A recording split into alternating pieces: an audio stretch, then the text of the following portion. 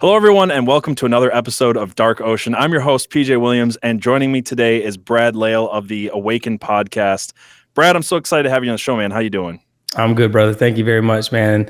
I wish I could. You have such a good voice. I think I messaged you one time before, and I was like, "Your voice is so good at this." But I hate my voice, to be honest. Like, I have to edit all my own stuff, and I'm just like, people listen to this, I guess. But you have a good.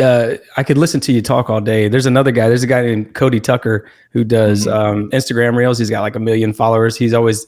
Did you know that this band used to have this member and all this stuff? And I told Cody the same time, like, you need to do you need to just read books or something on audiobooks and just, sell your voice that way or something. Cause it's killer voice, man. But people will tell me that too. And I'll go, what are you listening to, dude? Crazy. So, well, dude, not only do you have a good voice, but I absolutely dig your podcast. We started talking, I think it was last year, you had me on your show. And then I had you on Real Conspiracies, and I've been away for a minute, but all the way back, I don't know, was it like October of 2024 or November, sometime in that time frame? We were talking, I don't even remember how we got on the subject, but we started talking about plasma and portals, and like instantly when you said that, there was all these things that were clicking in my mind that I've been wanting to get you on and talk about for this whole time. And I think at the time we were talking about Back to the Future. So I was like, okay, well, we'll put that on the side because, we've got to stay on topic. But I've just been listening to and following your research for a long time. And I think that not only have I benefited from listening to you kind of explain a lot of these mechanics, which is what I'm excited to get into, because I think that at the end of the day, there's a lot of weird, disparate stuff out there that doesn't make sense. If you spent any time, and it's not all about UFOs, but I think this does tie into UFOs, and I want to take it there to some degree. But if you listen to a lot of UFOs, abductee stories, things like that, I think where people fall off is that the stories in some sense are so strange and so weird that they don't ever get around to how credible these people are and how numerous these things are and how often they're seen. And I think we're at a point now where the documentation of UFOs is just kind of undeniable. But it's weird. And I think that the mechanics that you've kind of gotten into, at least in my mind, start to explain a lot of this. And I know we're going to go all different places, but I'm just trying to set you up, dude, because I've been wanting to have this conversation for a long time is what I'm getting at. So before I keep going on and on about that, where do we want to start with this? I know you've done a lot of research. You've talked about this, and I said plasma, but I think that's just kind of like the opening salvo of what your theory is. Yeah, I mean, that's a good place to start. And I think that's probably a good, a softening point for those who are wanting to know more. Like I labeled my episode, it was like episode 40 back December of last year. I think I labeled it Plasma Portals, right? Mm-hmm. The first, matter of fact, like the 6th episode I ever did, I had it was Plasma Portals 1 because it was like a formulation of an idea. And then I did Plasma Portals 2, but I branded it that way because it's more of a way to get people to think differently about the UFO subject. I went to Bohemian Grove down in Florida with the Nephilim Death Squad guys, and I was on a panel with Cult of Conspiracy and all these guys, Biblical Hitman, all these really smart guys, and it got to me, and they asked me my opinion about UFOs, and I immediately went to the conversation of antimatter. And after the show, there was like a line of people waiting to talk to me, and so that meant to me that it resonated with people. Like they were like, okay, this is something that I'm interested in. Nobody's talking, like none of the disclosure stuff that's going on TV, the congressional hearings, all that stuff. It's like, yeah, I already get all that. I already know that all of that stuff exists.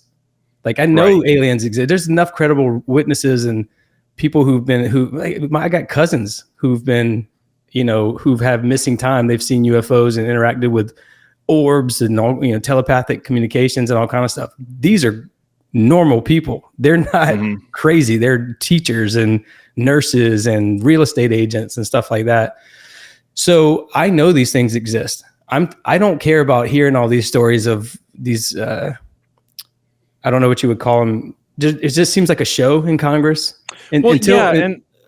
Sorry, because I wanted to say something with what we were going there. I think that there's levels to this, though. And what you're kind of talking about at the beginning is like, there's the basic level where we're supposed to be at, where the media wanted us to be at, and that's changing because of Congress kind of putting this in front of people. But that level is, well, these people are crazy. It doesn't matter that it's happening to doctors, teachers, police. I mean, policemen more than almost any other profession are, reporting UFOs. Military, same thing. So you've got really credible witnesses. You've got an insane amount of these things. I think people are too ashamed to talk about it, but if you're willing to ask the people around you, have you seen something weird? Almost everyone will have a UFO story, a cryptid story, something supernatural.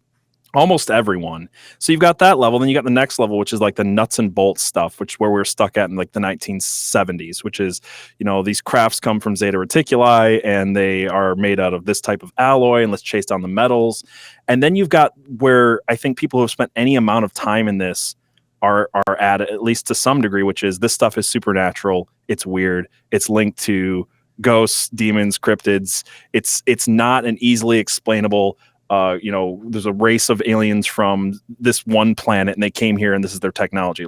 That's kind of the level that I think we're talking about. And you've got all these people that are kind of stuck at level 1 and level 2. And where you're going is you're taking it even to the next level from that. But go back. I didn't mean to cut you off on what you're saying about Congress.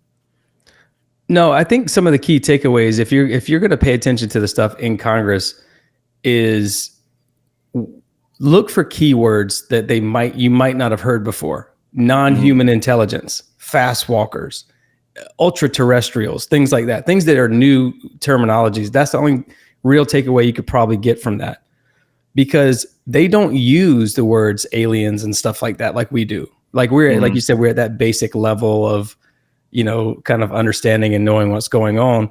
Well, Congress will use all kinds of different code words. When we were both in the military, right? I worked at a level in the military where I had access to generals and colonels and all this other stuff. And all of them had pseudonyms. When they go to a different hotel, they have to have a different name and all this other stuff.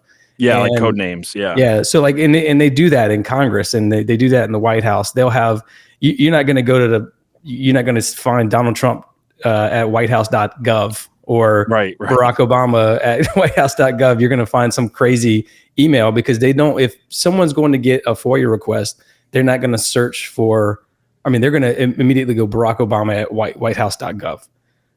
But they're not going to search maybe for Barry O at, statedepartment.edu or something like that, right? Whatever it is. Right. So my point is they use different words and they keep changing the words on us. So even if there were many levels ahead of us, that was why it was so important when you had guys like,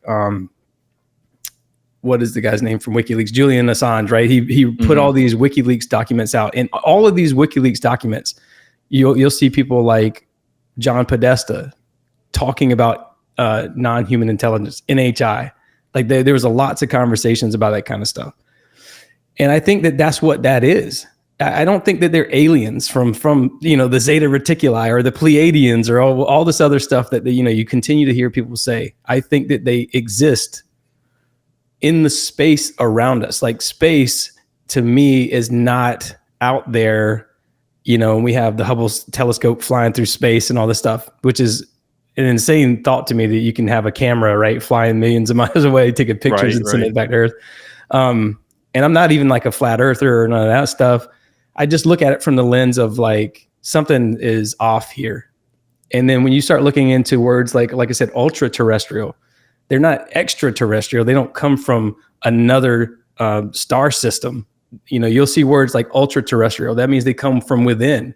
And then you look at things like the Lucifer telescope, which is the Lucy. They changed the name to Lucy, because which is run by the Vatican. Which basically, with these large telescopes, what they have to do is they use these prisms and they cryogenically cool the telescopes down, so you can use a reverse prism to see into space, but they're not looking into outer space. I think they're looking into the space around us that we can't see, because if we live in this little tiny sliver of visible light, we live in this 0.0035% visible light, that means that there's 99.965% that's imperceptible to us. That means that we can only see this little tiny sliver of light. And so if you think about the electromagnetic spectrum, we exist in this perfect medium temperature of visible light. Well, to the left, you have infrared and microwaves and radio waves. And to the right, you have super hot ultraviolet rays and X-rays and all this other stuff, right? Well, the infrared waves, that means that they're really slow. That means that they're very cold. Okay, it's very cold. And what does cryogenic mean? That means to cool something down. So when they cool the telescope down, they're cooling it down to look into that, what I think is hell, right? Which is this cold, slow vibration. It's dark, all this other stuff. And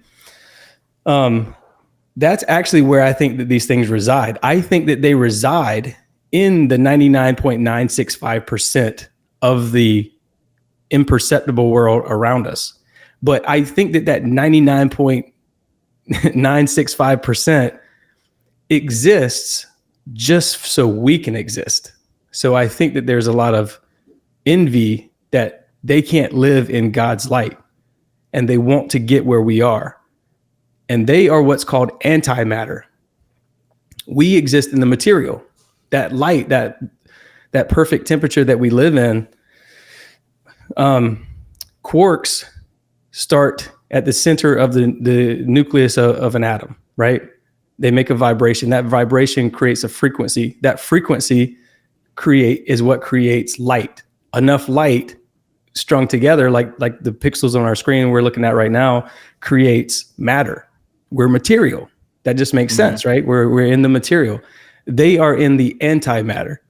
So if you think about it like a trampoline, I've used this analogy before. It might not be a good one, I don't know, but if you think of it like a trampoline, if you're looking at the top of a trampoline and someone pushes their fist up and you see a hill, well, that hill is the matter, but underneath, it's like that's the antimatter that's making that thing happen in the matter. Does that make sense? Yeah, no, that makes sense. It's like when you've seen Stranger Things, when Elle's trying to crush the can with her mind.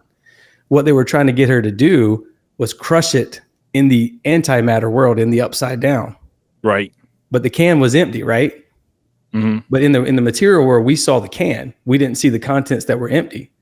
So they were trying to get her to crush it with her mind in the antimatter world.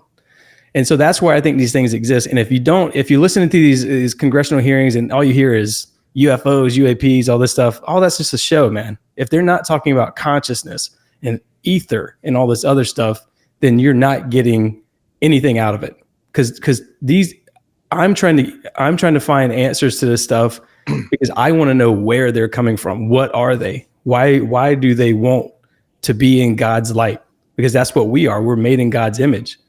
We are, we're creators. We're created in his image. Therefore, we have the ability to create. So what do you think? And I don't want to take us too far off point, but what do you think the point of these things is? Do you think it comes back to, that at least the public perception has been that the government studied this stuff? We know they did, especially the Air Force studied this stuff back in the 40s, 50s, and 60s. See something, say something, then see something, shut up about it. And so I think a lot of people's perception is that we just went through 50 years of telling everybody to shut up. They're realizing that they can't anymore because, at least from the naval perspective or the Air Force perspective, this stuff presents some type of, national security risk. And therefore you've got people in Congress who have 50 years of not talking about it, all of a sudden trying to figure it out. And they're kind of stuck in a place that most UFO researchers are far past, which is like the nuts and bolts area of this. I think that's what a lot of people think. Do you think that that's just what it is? Do you think that it has a lot more to do with deception? Because that's the other question is if they, on one hand are telling us to not notice this stuff, and on the other hand, having public congressional UFOs. I know some people think it's they're getting people ready for disclosure. I'm not in that camp. I don't think that's what they're doing. But what's your overall opinion on why this has been kind of a spectacle, really since 2017 when the Nimitz, stuff leaked, and then you've got people like Luis Elizondo and I forget his name, David Grush, I think is last year. What do you think purpose of it is? Do you think it's a deception of some sort, or do you think these people are just clueless? I actually think that they wouldn't be talking if they've had any kind of above. I mean, you and I were in the military. You get basic secret access when you become, an airman or a soldier or Marine in a lot of cases, especially if you're going to be working in like a command type of an environment where you're support for some, Army general or whatever it is, you're working in an office type of environment. But that's, typically like your basic secret, right? And then you got top secret, and then you got need to know and above that and all that stuff. And it's like, once you get to those levels, man, they have to go and ask your family and your friends all these questions. Is he a good guy? They check into your finances and all this other stuff. And, it's not hard to get a top secret clearance, but it's hard to get the above top secret stuff, to get the access to the stuff that nobody else has access to. And again, there's levels beyond that, I'm sure, that we don't even know about. So I think that when you get that kind of access, when you get that kind of information, they don't just let you go out into the world and just start talking about this stuff. Right. Because at least for when, because your clearance is still pretty, especially on TV. It's like public hearings, Well, yeah. And it's like 10 years, I think, is 10 to 15 years that you have a security clearance after you get out of the military and after you leave these jobs. And if Lou Elizondo and Grush was still working there in these different environments, I guess. And Lou Elizondo, still working on these different ATIP type programs or whatever they are, he's still got a clearance. They can easily revoke that clearance, so it just shocks me that we're even listening to some of these things. Because that was kind of my take on Grush particularly. Like, this is a guy who's being called a whistleblower, and we're being told as the public by Congress over and over and over again he's a whistleblower. And every time they asked him an important question, he said, I forget the word he used, but he's like, oh, well, we'll do it in the side. We'll do it behind closed doors. So anytime they asked him anything interesting at all, he's like, oh, well, I'm a whistleblower, but I'm whistleblowing to Congress, to the government that's hiding it. Like, none of it made any sense. To me, he felt like he was a Boy Scout who was told to go out there and make a public spectacle. And that's exactly what he did.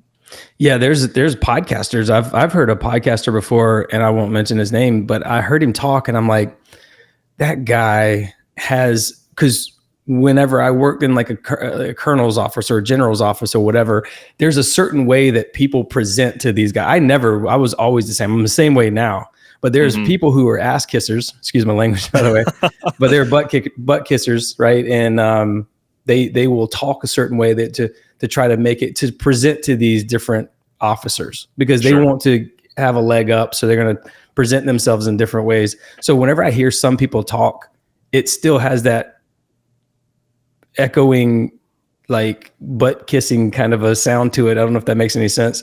That gives me pause to go like, what is this guy here? But to be honest with you, people can look at us. We were both in the military, and then go, well, these guys are plants too. You know what I mean? So I'm like, sure they could. I mean, I don't know what being a corporal in the infantry would give me access to, but that's the way people think. That, you know what I mean? Yeah. And I didn't have a top secret clearance. I had a secret clearance, so I wasn't. That's all I had too, and it was never learned or saw anything cool. I think I saw one quote unquote secret weapon test one time, and it was the stupidest thing ever. It was like, it was literally existing hardware just put on the back of a Humvee, and it was like we had never put this one weapon on a Humvee before, so you have to like not tell anybody. That was the extent of secret knowledge I got from my time in the Army. Yeah, but dude, I just don't believe that they still let them just go out and talk like that. You know, no, I don't either. I just when you get read into some of these programs, it's the same with what's the guy, Sean Ryan? Like, he was former CIA. It's like it feels like you're always CIA once you become CIA. It's like once you're a Marine, you're always a Marine kind of thing. You know. I do find it funny how many people listen to how prevalent the CIA is in quite literally everything when it comes to UFO stuff, and then people still listen to them. I think the best example, this guy wasn't CIA, but I mean, I'm trying not to go too off on a rabbit trail here. If you watch the History Channel, you know, Ancient Aliens, or you watch any show, there was the one about Montauk, and there's always a guy at the top of that show that's on camera, public facing, and it always says former CIA in literally every single one of them. And then you get the one guy, I can't remember his name, but he worked for the Air Force in studying UFOs. And he's famously known for taking Paul Benowitz and feeding him and a couple other people false information. It's, you know, out and out. Everybody knows this guy is. And he's on Ancient Aliens all the time as a regular guest. It's like, I don't know, stuff like that. It just blows my mind that people still think like that's where the truth is coming from. They think it's coming from Congress or the History Channel or something like that. And I think that's all it's doing. All we're shifting public perception to is from UFOs don't exist to UFOs do exist, but it's this one particular way we want you to look at them. And that way just happens to be the kind of nuts and bolts, they're from the stars kind of way. Yeah, I mean, that's why they have the Stars Academy with the guy from Blink-182. That's why there was a guy who worked at the FBI who went and was on the board at Twitter, right? And then you find out that with the Twitter files that there's all these inroads connected there, and the government is, I mean, it's FBI, it's CIA, it's all these different government organizations and non-government organizations that are asking Twitter, or not asking, demanding that they take down certain content. And I think, you know, being in this conspiracy podcast kind of a world, I've even experienced my little name being taken down in certain aspects, in certain ways, especially with certain episodes, 33rd Parallel stuff. I mean, pretty much it's hard to find a lot of that stuff online. Has it been weird to you as it has been to me that the stuff you expected to get censored on and then the stuff you do get censored on? Like, you know where I'm going with this? We're like, oh, I can say this. I won't get censored on this episode. I know like there's a lot of censorship specifically with YouTube. And then you get censored on one and you're just like, what did I say in that episode? Because I didn't, do anything that would normally break the guidelines. But, I wasn't even worried about this episode getting taken down. Yet that's the one that did. Well, the government means to steer minds. That's what government means, right? It means to steer minds. And it's all about perception of everything. They can easily get us to go off of our normal way of thinking. You ever seen those experiments where, like, I just saw one on Instagram the other day where the lady goes into an elevator and everybody's facing the wall. Yes. And she's facing the door. And then eventually she just turns and faces the wall like everybody else. Well, that's kind of what I think they do. They don't want us to see certain things. So they put that kind of stuff out there and they just kind of appease people. And it's limited hangouts is what hangout. That's the word. Yep. Yeah. Sam Tripoli. And so you think you're getting a lot of content. You think you're getting a lot of stuff. And so there's people who will sit there all day and watch those congressional hearings and they think that they're getting something because it's a spectacle, because you'll hear one word or this thing, but you never really get anything out of those things. And I think that sums up my opinion on all of this stuff. The congressional hearings, it's a limited hangout. They're, what are they giving people? They're giving people stuff that you could have read about in a book in the 1970s. Right. You can find out on your own. You can find out. I know, but like now with the internet, it's not surprising, but it's like they're not even giving us stuff that like the really good UFO researchers have gotten to as far as their research. They're just giving us recycled old stuff with some new videos. Well, what they do, and there's a guy named Winston Bostick in the 1950s who coined the term plasma toroids. He combined them and it made the word plasmoid. This is where the word plasmoid comes from. Well, he was experimenting with magnetic fields, and then he was shooting plasma into these magnetic fields. He was studying something with magnetic fields, but it turned out that he was creating these plasma magnetic entities, and they were just kind of flying all over the place. And he was like, what in the world is this? So then he started like pointing these little plasma guns at each other, and they would this plasma, once shot into a magnetic field, it would start forming things. It would form like toroid, like these little halos, like a little sonic ring, right? Mm-hmm. And then that was one. Two or more would start forming what looks like a swirling hurricane. Four would create what looks like the flower of life. And if you look at the flower of life from above, it's like a glowing orb. It's like a magnetic orb, right? Yeah, let me see if I can pull up a picture of it while you're talking about it. Excuse me. So what they did with him was they gave him a government contract, and we heard nothing from him for the next 40 years of his life until he died in 1991 or whatever it was. And so that's what they do. They immediately put it behind closed doors so you can't find out information. Like if you think about plasma, I didn't learn anything about plasma being the fourth state of matter. And I'm 42 years old now. I just a few years ago was like, wait, what? There's another state of matter? And I started looking into it. And that's whenever it kind of clicked to me that all they got to do is just take out one little piece of the puzzle and see, okay, so you got a flower of life up right now. So that's essentially what happens when you shoot a bunch of plasmoids or a bunch of plasmas into a magnetic field. They form together and they start spinning. And this is what they create for, if you look at it from the top view. And those things fly around, and they are transmedium. That means they can go through walls, and their molecular structure, they don't have a molecular structure like we do. They're not material. They're immaterial. This is where you get the idea of ghost and ball lightning and all that stuff. This is how they can fly through walls, is because they're made up of antimatter, but they're attaching themselves to the plasma, because I think we exist in this plasma state. Like how we animate our bodies is kind of like fish swimming in water. We just don't realize that we're in plasma, kind of thing. Right. Yeah. But there's like plasma all around us all the time. And I'll get into it in a minute, but it basically there's Earth-Sun interactions, geomagnetic interactions that create electricity, which helps bring these things into our reality. And so that's where I go with it. It's like, if you're not talking about plasma and plasmoids, and if you're not talking about ether and consciousness and non-human intelligence and supercomputers and things like that, then you're not really talking about anything that has to do with extraterrestrials in my mind. Because right. Well, I mean, oh, sorry, go ahead. No, I was just gonna say all that stuff we saw back in December of last year with all the plasmoids, the Jersey drones. They just swept that. They just didn't talk about it. And then they did a joint conference eventually after 5,000, different submissions to them. Like, hey, there was a girl I know locally who sent me a bunch of pictures of plasmoids. And so there was probably thousands more who had interactions with these things that they just swept under the rug, and you didn't hear about it. And so the FAA and all these, FBI and all these people got together. They did a joint conference and was like, nothing to see here. There's no national security threat. It's not a national security threat because they always exist around us, right?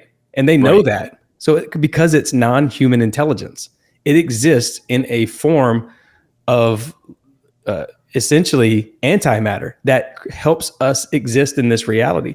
And going back to what you said, I think you were asking, why are they doing this, right? And it's like, to me, there are people who worship these things. They worship these fallen angels, and they want them to come into our reality. I think they're all demonic. It's all demonic entities. I think any interaction that people have with these things when they have in telepathic communications, and they're Pleiadians and they're here for us, like the Stephen Greers, they're here for us. They love us and they care about us and all this stuff. I just don't believe that, because I just think that because first of all, when you say the name of Christ, these things just disappear.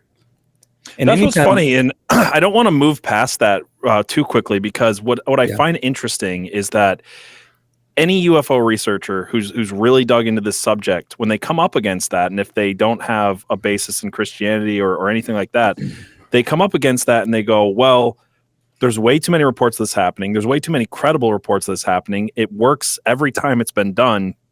Why is that? And they just have no answer for it. And so, I know a lot of people will hear that and be like, well, that you guys are Christians, so therefore you think that.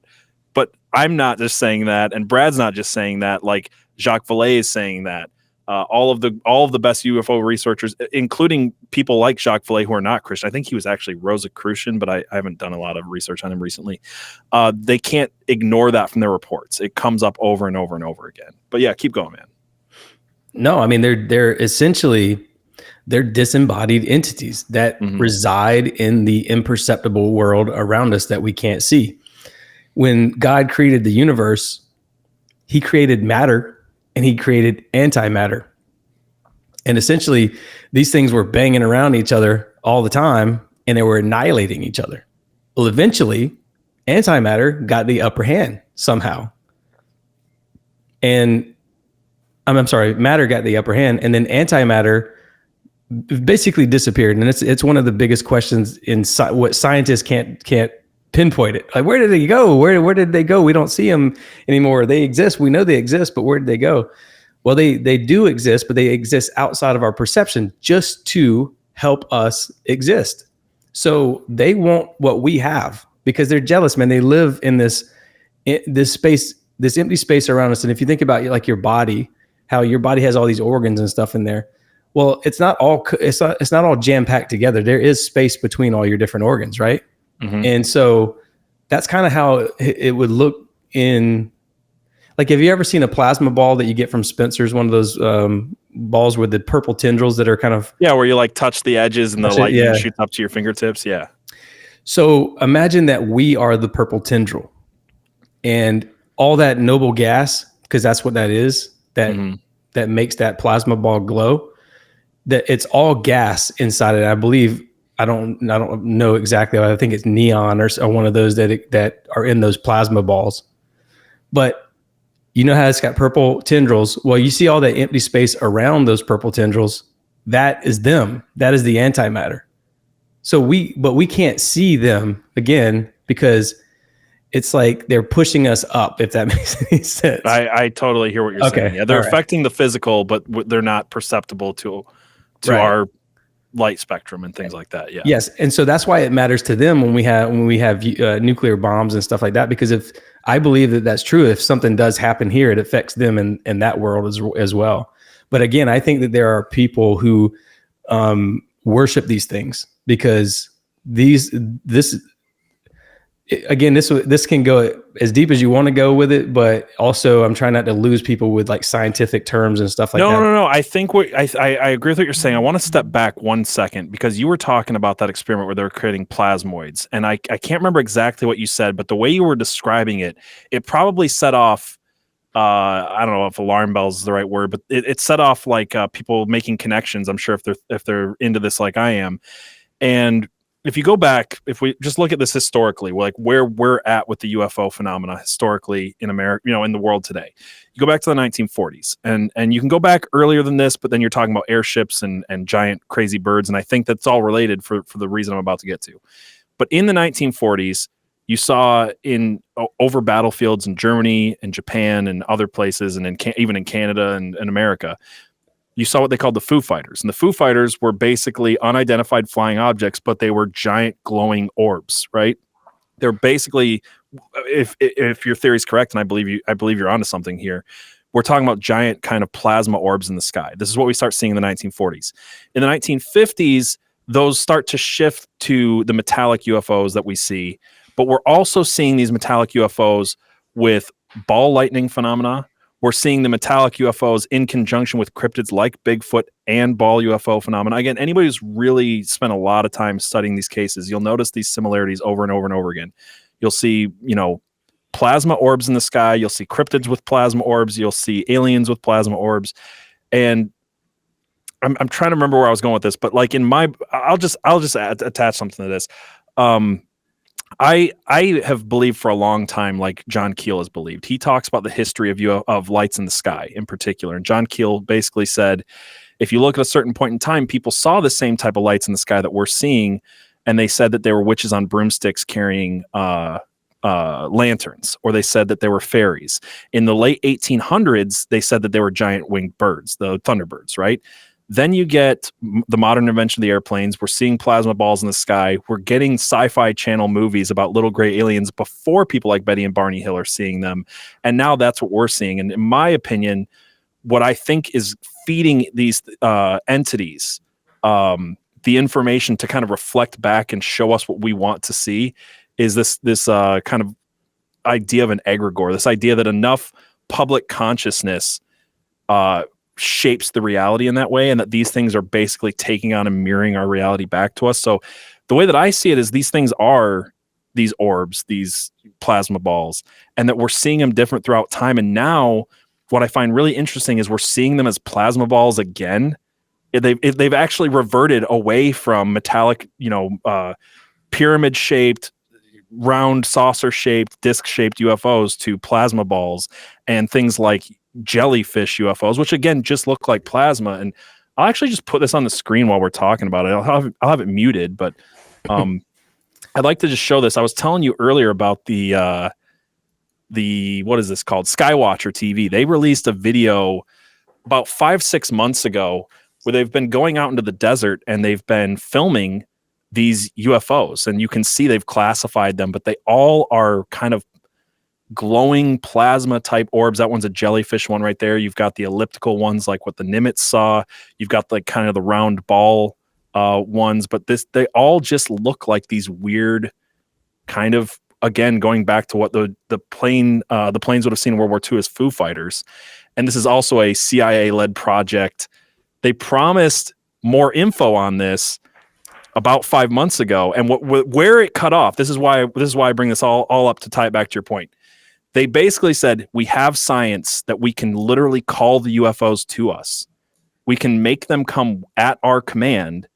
But on top of the science, the other part that we're about to release to you, and this is what they said in this video that I'm showing right here, what we're about to release to you, they said next week or in 2 weeks, this was 5 or 6 months ago, is how we're also doing it with psionics.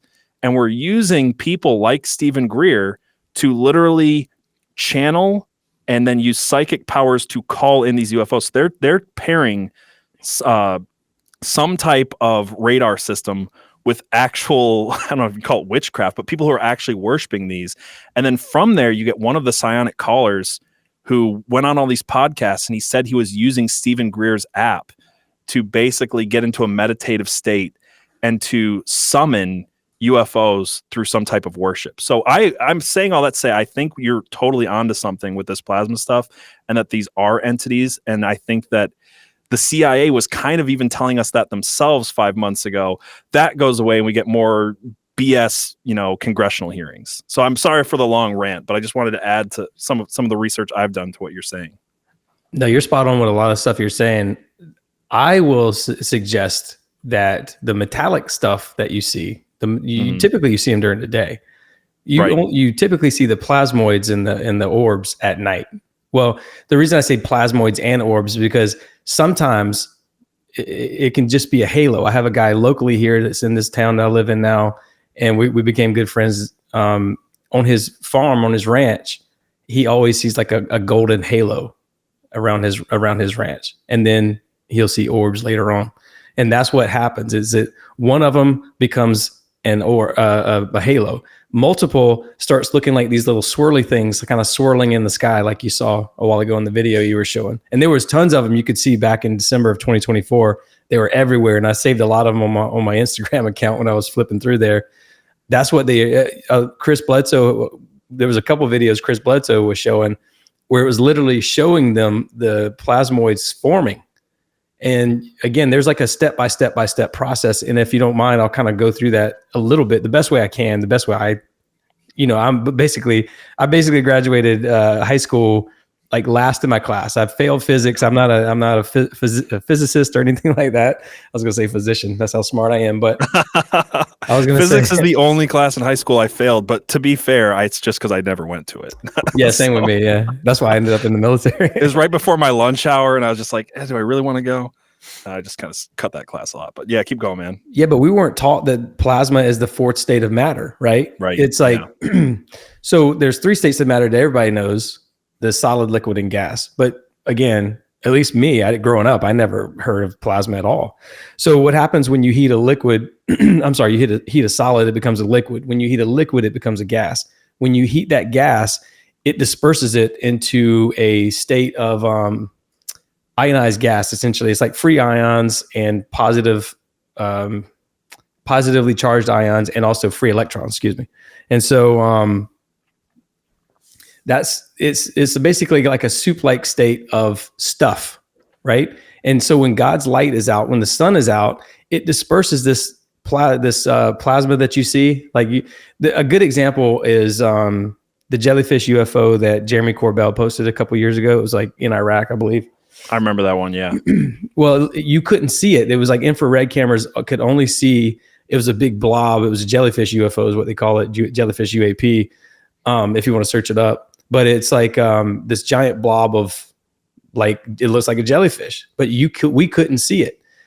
And so that's happening as soon as the sun goes down, and as soon as the sun comes up, it'll start, God's light starts shifting along the horizon. And then as it goes away, then these things quickly form together because they're intelligent supercomputers. And they've proven this because there's these 2 giant plasma clouds above Earth that are called the Kordylewski clouds. And they started studying these things, and they were like, oh, wait a minute, these things are highly intelligent, whatever these things are, because they act non-linearly. Like a computer, you can program a computer to do if this, then that, and it constantly goes on an upward scale. It'll constantly do the thing you tell it to do. Well, supercomputers are nonlinear, which means that they are chaotic. And that is essentially how we exist in this reality. Electrons, we think about the electrons, excuse me, kind of circling around the nucleus of the atom or whatever. We see this 2D model of them just kind of going around. This the standard scientific view that you get. But what actually is going on? Real electrons. Yeah, kind of like this. Yeah, there's like 2D view here. Yeah. Yeah. So real atoms actually look way more chaotic. They look more like what that blue, this is a black square with a bunch of blue circles. The second one here. row. Yep. So electrons fly around like in a tornado, and that's chaotic. It's going up and down and all around. And so it creates this electron cloud, which creates these certain shapes. And some of these shapes, if there's a couple pictures online that you can see, most of these shapes look like tic-tac UFOs and cubes and all this other stuff. And so this plasma can attach itself to dust particles, particulate matter on Earth within this atmosphere. Outside of that, it's called space dust, right? But in this, it's called particulate matter. And it's basically the dust that you kind of see when you got the sunlight shining through a window, and you can see like little flecks of right. Dust flying around. Well, those different dust flecks, if you look at them under a microscope, they're going to look like tic-tac UFOs and cubes and all this other stuff. They're going to look like platonic solids, which is why you get like triangle, like pyramid shaped looking UFOs and stuff. So basically, how they look when they come into this reality is what the proper atom, a real atom, would look like, I guess you could say. They kind of like are chaotic. And within those plasma balls, it's like, it's not just one entity in that plasma ball. It is probably lots and lots of entities within that complex plasma. When it hits a magnetic field, it morphs into that orb, that plasmoid, and then it morphs into an orb. And that orb flies around and it's electrified. It's an electromagnetic ball of light. And there's a great video of a Russian guy who posted ball lightning, and it was kind of like shooting off all this purple lightning. Well, what that's doing is it's reaching for these putrefied ions that are kind of floating around in the atmosphere to make into something. And this is where you get Bigfoot, and this is where you get aliens, and this is the terrible smell. Because if you have a dead animal that's nearby, let's say I'm in South Carolina, if I go into the swamps of South Carolina and I see an entity, it's probably going to look like a crazy amalgamation, concoction of, a deer, a bear, a bunch of these foxes. And because what they're doing is, if there's all these dead animals around, they're putrefied, their ions are kind of floating around. They're going to pull from those and morph into something. That's why you get a Yeti in the snow, right? Right. Or that's why you get different looking entities all over the world, but they still have the general, like there's so many different types of Bigfoots. There's so many different types of grays and all these other different descriptions of these aliens. This is how they create these metallic casings that go around the plasmoids that you see, like the sphere, the Booga sphere out of Booga, Colombia. All these different, there's a guy named Jim Marlin in Texas that has a sphere. There's all these stories of these spherical balls, right? Well, that's all they are. They help encase that plasmoid. That is interesting. Again, going back to the nuts and bolts of it, if you follow the researchers throughout the 70s and 80s, they're like, look, we've got these, I think it was 9 types. And what I find interesting is I think it was also exactly 9 types of these plasma orbs that Skywatchers is seeing. So they're seeing the pyramid types, they're seeing the round types, they're seeing the capsule types, the tic-tac types, and they're seeing all these things. But you're saying they were kind of being encapsulated in this metal so they can survive during the daytime, or what was, we were kind of talking about this a little bit before the show. I want to make sure I get that right. Yeah, I think that they're trying to hide from God's light. That's why that's why they have these underground bases. That's why they have these deep underwater, these USOs, these underwater submergible objects.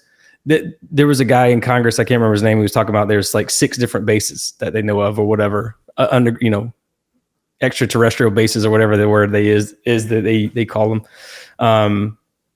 But I think that there's probably obviously way more than that, because here's the thing. I think that these things are essentially noble gases that are trapped. When the sun starts coming up to the horizon or going away, what's happening is the sun is a giant magnet and Earth is a giant magnet. And when you have a stationary magnet and you move another magnet across it, it creates induction. This is Faraday's law, where it creates induction, which creates an electrical charge. What's happening, in my opinion, is that when the sun comes across across Earth, across the horizon, across the warmest part, the warmest region, it's like the 33rd parallel or whatever it is, it moves this magnetite that is trapped underneath the Earth. Magnetite contains all of the noble gases, xenon and argon and all these different things. So when that magnetite moves, it releases and it comes up through faults and fissures and streams and things like that. Water, especially ocean water, also has trapped noble gases in it. So I think that these things are in gaseous states. They are beyond our perception, but they're kind of locked into noble gas states that are trapped in certain. This is where you get the idea for hell. Because imagine if you are an entity like that and you're trapped in this magnetite rock in a volcano, right? That would be like the vision of hell that you would get. And then when the sun goes away, or when the sun comes across, it loosens that up. And so you got all these electrical currents called telluric currents that are flowing through the Earth's crust. And they seep out through volcanoes. Every single major UFO event is going to happen around volcanoes, extinct volcanoes, faults, fissures. That's why in Charleston, South Carolina, near where I grew up, it's one of the biggest fault lines in I think the world, but especially in the United States. This is why Oak Ridge is very popular up there in Tennessee, because there's a major fault line there. This is why there's so much going on out in the California, Oregon region. This is all of it around I've talked about the 33rd parallel before, but all throughout the regions of like the Grand Canyon and stuff like that. There's faults and fissures and stuff like that. But every time, I guarantee you, if there's a major paranormal type of event, look it up. There's always going to be an extinct volcano very close by, or some sort of a exit point for electrical currents to come from the Earth. Magnetite is what's in volcanoes and all that stuff. So I think that as the sun comes across the Earth, it loosens these things up. They kind of come out in a way. The best way I could describe it is when they line up, they create these things called X points. Now, NASA has publicly talked about this. They create these little portals. They call them portals called X points.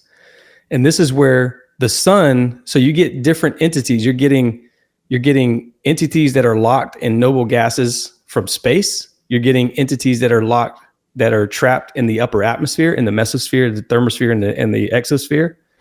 And you're also getting entities that are coming from faults and fissures and natural supplies like ocean water, for example. So you're getting different types of entities, and each different type of noble gas glows different colors. So this is why you get purple orbs. And this I was is why going to say, you see the colored green orbs and red orbs, right, and stuff like that. Yeah. Yeah. So this is why you get different colors. Is because that's how they're kind of starting off. When they start sparkling, that when they first come in, they're kind of like, that's the gas that they're putting off. That's the the electrons that they're putting off from, like, anytime a noble gas, anytime you see anything that's light is being emitted when like, I don't know how to describe this. Like, I'm trying to make it simple, but go ahead, ask your question. I'll come to it. No, I just want to like recap for people really quick, because I want to lead into a question. So what you're saying is essentially this: we're surrounded by a fourth state of matter that nobody wants to seem to talk about. Right. And that when the sun goes away, these noble gases kind of turn into plasma. Plasma can attach itself to dust particles in the air and start to form. And your theory essentially is that these entities who live in this, place, this other realm, are peaking, kind of like the hand in the trampoline. They're kind of pushing into our world and forming with this plasma, using plasma to form physically in our realm, right? Is that kind of like a yes, exactly really crude way? Yeah. Yeah. So this is so interesting though, because you've made, I just want to connect some more dots for people, because you just kind of got my brain going on a million things. Again, as someone who's studied just tons and tons and tons of UFO cases, there are lots of cases, not just of orbs, but of orbs that are encased in metal. Actually, some of these UFOs, people will say it opened up and inside of this metallic UFO was just a glowing orb. These orbs, they glow in different colors, like different types of neon lights. And then I'm just kind of thinking, also, as you were talking about cryptids, there's a lot of famous stories of cryptids with, I saw ball lightning and then I saw a cryptid. It's almost always that way. There's a very famous UFO, or not UFO, Bigfoot case. I remember, I think from Wisconsin, maybe, where it was either Wisconsin or Texas. I know they're not close to each other, but I'm getting these things mixed up. Where they saw, lightning coming from the forest. They went and checked it out. There's a Bigfoot there, and then there's another ball lightning, like as if there's another being forming next to it. And like you said, if those trapped gases, or those gases that are being released in the air, is that are ionizing and turning into this plasma, are coming from dead animals, that does really perfectly describe the smell. I mean, I find it funny, like you've got all these different types of Bigfoot, and maybe that's true because they all do look a little bit different depending on where they're forming.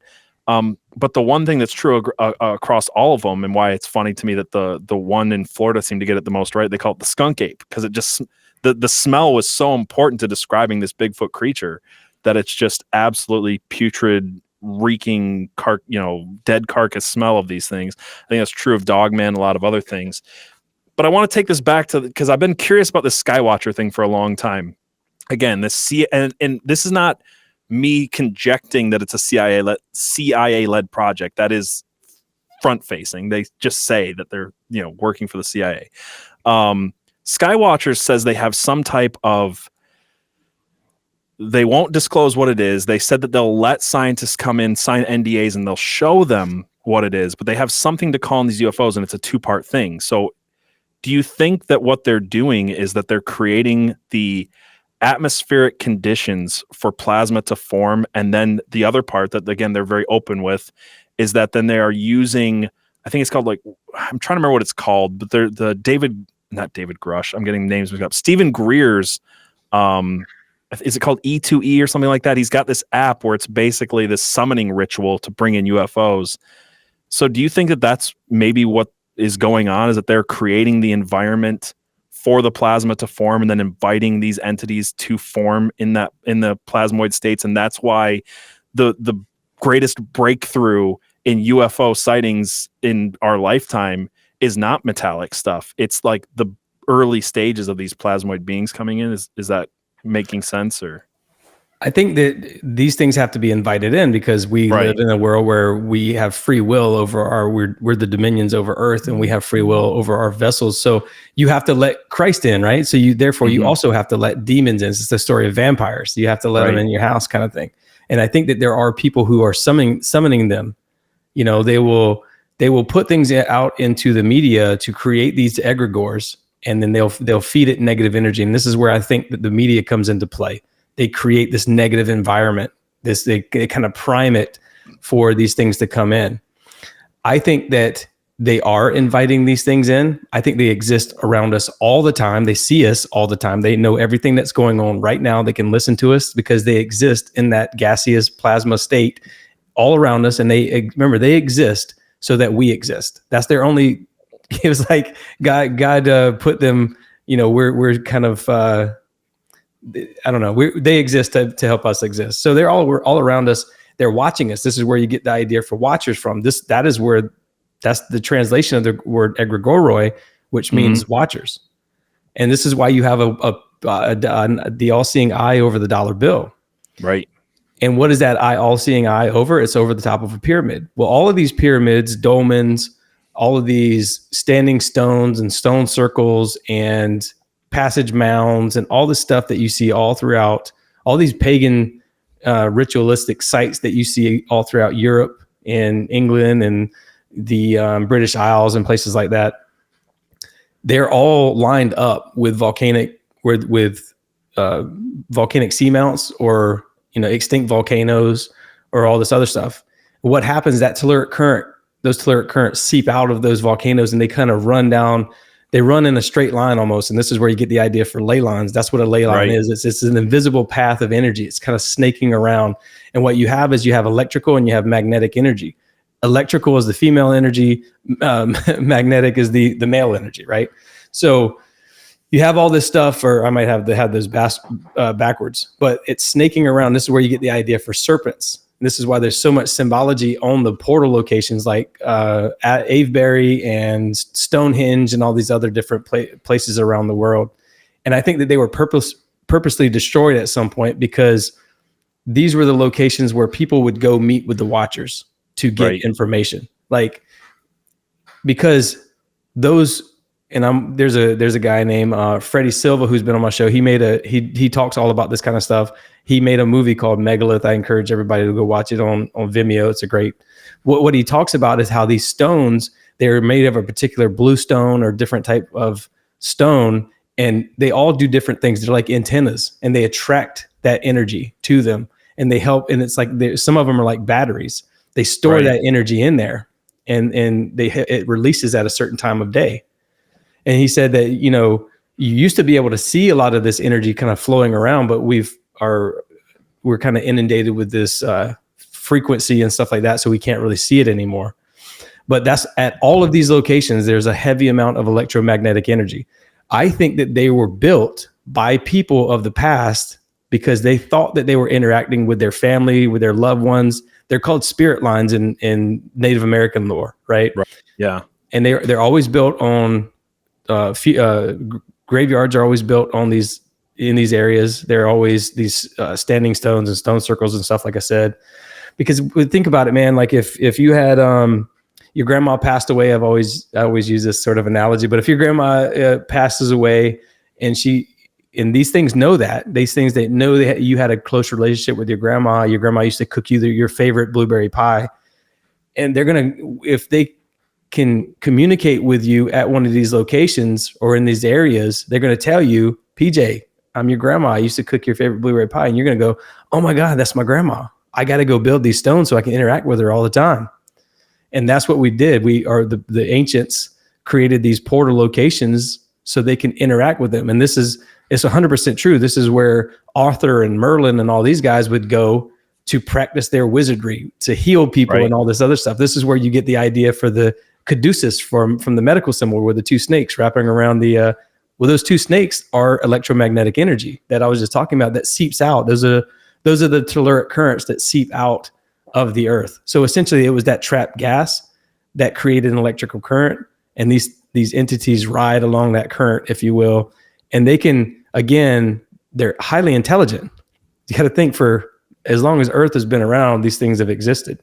And so they know the history of the earth. They know everything about it. They know exactly where these locations are and what times of day, when the summer equinox and the winter equinox and the spring equinox, or whatever it is, comes along. They know exactly when they can come into these portals and stuff like that. And I think that they want to stay in this reality.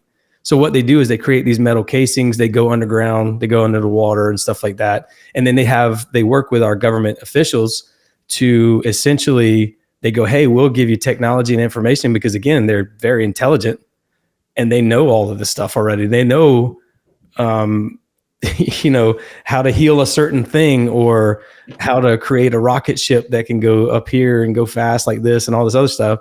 And so our government is working with them and giving them sacrifices. I think they're sacrificing people. They're allowing abductions because they're allowing them to abduct people because they want these people they want these entities to create hybrids that can live in this reality. And I don't think that obviously that's what God flooded the earth for back before the flood. This was happening with the fallen angels, you know? Yeah, and I believe it'll happen again. I mean, the Bible says it'll be like the days of Noah before the end. And what are we seeing? We're seeing alien abductions and hybrid programs and all kinds of stuff. I think that's exactly what they're trying to do, is hybridize. Also, what you said was interesting about ley lines and them being spirit lines and connected to ancestor worship, because I also agree with you. I think that they are incredibly deceptive. I don't think they're omniscient, but I think that they can watch you long enough to. Let me put it this way: if Instagram knows what I want to buy before I buy it, because it's observing everything I do on the internet, these things are much more intelligent than an Instagram algorithm. They can predict you pretty well, and they know you really well. And I don't know if you've ever talked to Paul Stobbs, but he also makes really good connect. I'm sure you have. And I love. He's coming on tomorrow. Actually, he's coming. Is he really? Tomorrow. Yeah. Tell him I said hi. I freaking love that guy. Yeah. Great friend of mine. And Paul Stobbs, he links this so well with how all of these cultures throughout history, they're calling it ancestor worship. Yeah. They believe that they're reaching out to their ancestors with these spirit lines, these ley lines, these megaliths, and yet for some reason, all of their ancestors look like the Nephilim. They all have these same traits throughout cultures that never spoke to each other. So I'm in 100% agreement with you on that. I think that these people thought that they were, contacting certain things. I think I heard you on a different show talk about that.